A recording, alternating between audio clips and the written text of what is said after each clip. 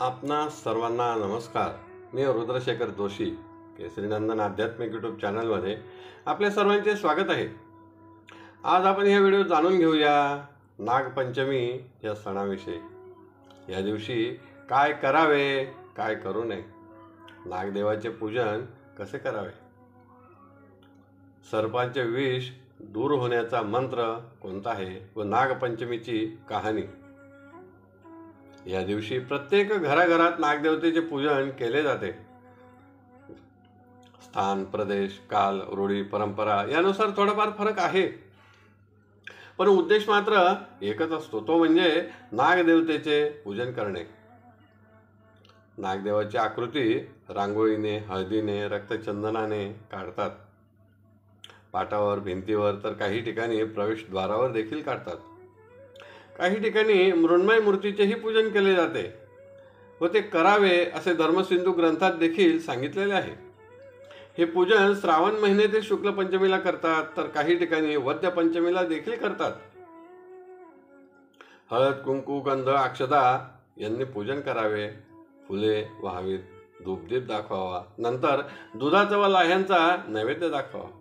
काही ठिकाणी नागपूजनाचा वेगळा विधी सांगितलेला आहे. घराच्या दोन्ही बाजूस गोमयाचे सर्प तयार करून बसवावे, त्यांची गंध, अक्षता, फुले, दुर्वा यांनी पूजन करावे. मोदक, शिरा यांचा नैवेद्य दाखवावा किंवा अर्पण करावा. शक्य असल्यास ब्राह्मण भोजन घालावे व एक वेळ उपवास करून एक वेळ भोजन करावे, असा सर्वसामान्यपणे व्रतविधी आहे. पण या दिवशी कोणताही पदार्थ चिरू नये, कापू नये, तळू नये, चुलीवर तवा ठेवू नये, हिंसा करू नये, जमीन खणू नये किंवा शेत नांगरू नये. याचे पालन करायचे असल्यामुळे खाद्यपदार्थांमध्ये भोजनात पानोले किंवा मोदक असे उकडलेले पदार्थ तयार केले जातात किंवा ते घ्यावेत. ग्रामीण भागात मात्र प्रत्यक्ष नागाच्या वारुळाचीच पूजा करतात.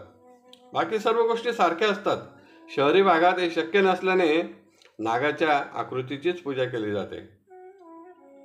जर कधी नाग सर्पाचा दंश झाला तर ओम कुरुकुल्ले हुम फट स्वाहा या मंत्राचा विधीनुसार जप करावा. काही स्त्रिया दर महिन्याच्या पंचमीस नागदेवतेचे पूजन करून 12 महिने पूर्ण झाल्यानंतर व्रत उद्यापन करतात.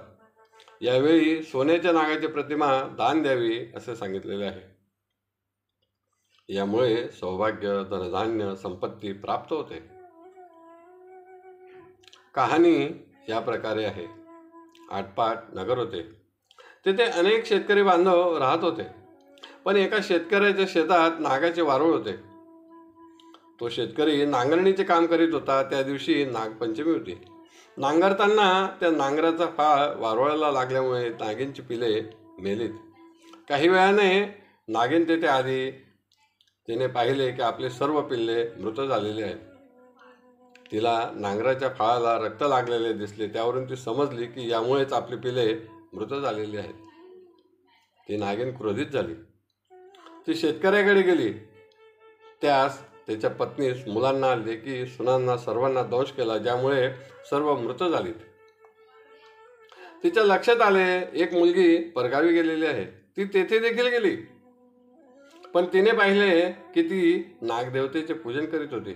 नाग, नागिन, 9 नाग कुळे काढलेली होती. मोठ्या श्रद्धेने तिने पूजन केले व दूध लाह्यांचा नैवेद्य दाखवला.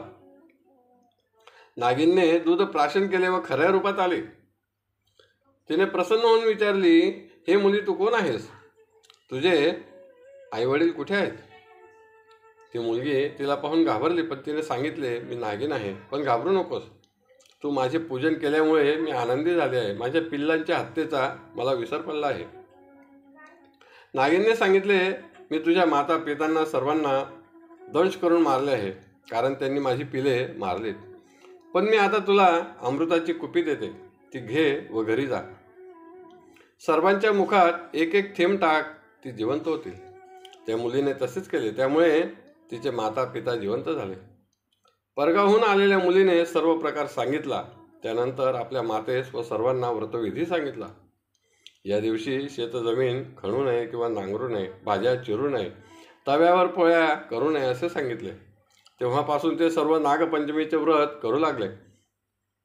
नागदेवतेचे पूजन करू लागले. नागपंचमीची अजून एक कहाणी आहे. आटपाट नगर होते.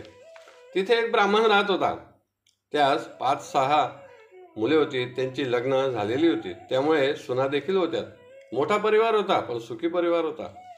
नागपंचमीच्या सणासाठी सर्व सुना माहेरी गेल्या. पण एका सुनेस माहेर नव्हते. ती मनात म्हणाली, हे नागदेवता, तुम्हीच माझे माता पिता सर्व काही आहात. मला माहेरून घ्यावयास यावे. तिच्या मनातील दृढ भाव पाहून खरेच नागदेवाने ब्राह्मणाचा वेश घेतला व आलेत. तिने आपल्या सासऱ्यास सांगितले, हे माझे मामा आहेत. त्यामुळे ब्राह्मणाने देखील माहेरी जाण्यास तिला परवानगी दिली. नाग तिला बिळात घेऊन गेला. एके दिवशी नागिन बाळंत होऊ लागली. हिला दिवा धरायला सांगितले, पण रात्रीचा अंधार व पिलांची वळवळ पाहून ती घाबरली. त्यामुळे दिवा खाली पडला. पिल्लांच्या शेपट्या भाजल्या गेल्या. नागिन नागावर क्रोधित झाली व ह्या स्त्रीस परत पाठवावे असे सांगितले. नागाने तिला बरेच धन देऊन पुन्हा तिच्या घरी सोडले. पिले मोठी झाली. त्यांनी आपल्या मातेस विचारले, आमच्या शेपटी का जळाल्या आहेत? तिने सर्व प्रकार सांगितला.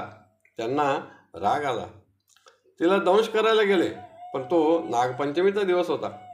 तिला पूजन करताना पाहिले. त्यांना आनंद झाला. वैरभाव विसरले. रात्रभर तिच्याकडे राहिलेत व पहाटे रत्नांचा हार तेथे ठेवून निघून गेले. सकाळी तिने तो हार गळ्यात घातला. जसे नागदेव तिला प्रसन्न झालेत, तसे तुम्हा आम्हा हो. ही 60 उत्तराची कहाणी 5 उत्तरे सुफळ संपूर्ण. आपणास हा व्हिडिओ आवडला असेल तर जरूर लाईक करा, शेअर करा, सबस्क्राईब करा. धन्यवाद. नमस्कार. जय केसरी नंदन.